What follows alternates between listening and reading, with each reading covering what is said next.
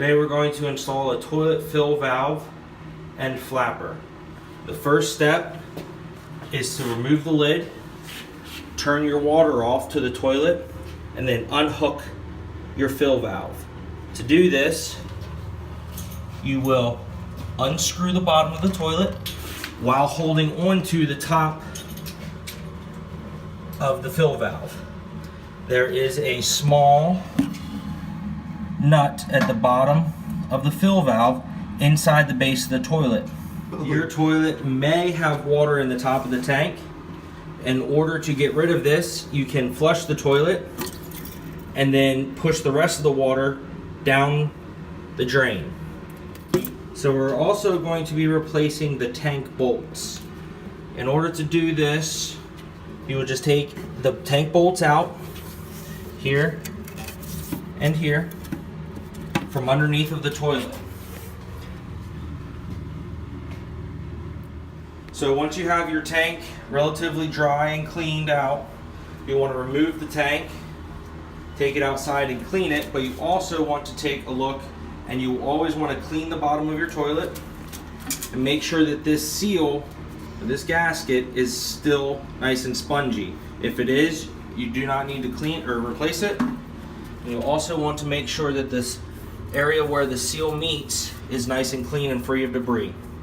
Once you've done that, you can put your tank back on and move forward. So now we're ready to install our tank bolts. Proper orientation for this is the head will go at the top, metal washer, rubber washer, and then your tank. And then from underneath, you want a rubber washer, metal washer, and then your fly nut.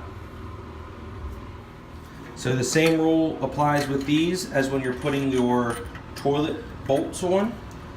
You want to tighten each side evenly to make sure that your seal is nice and even and distributed.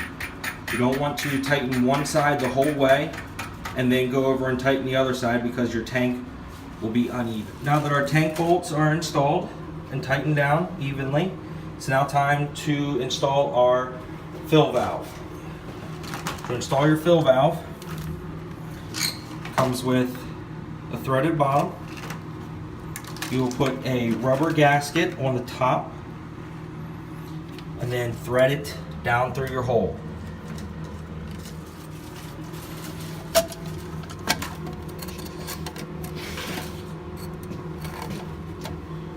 So now that that's in the hole, we'll take a clear or white nut and thread it on the bottom to make it nice and snug.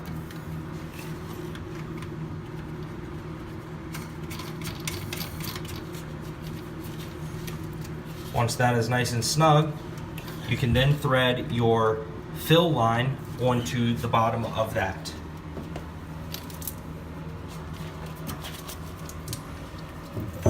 We're also going to be installing a new flapper valve.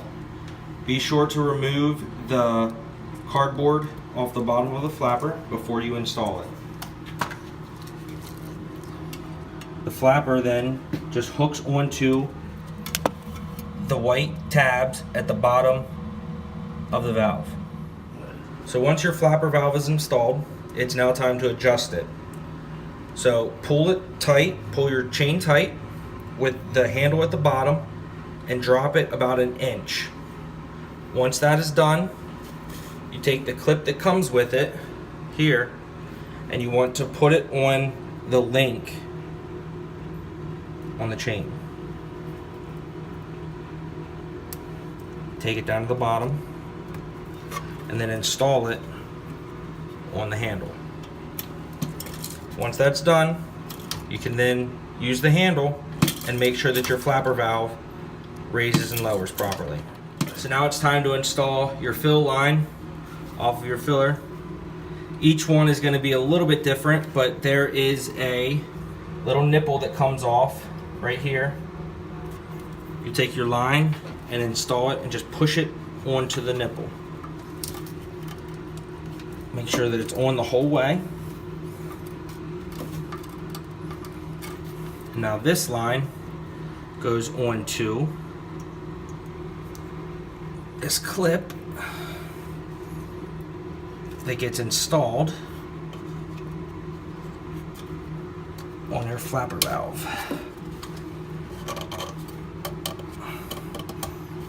Just like that.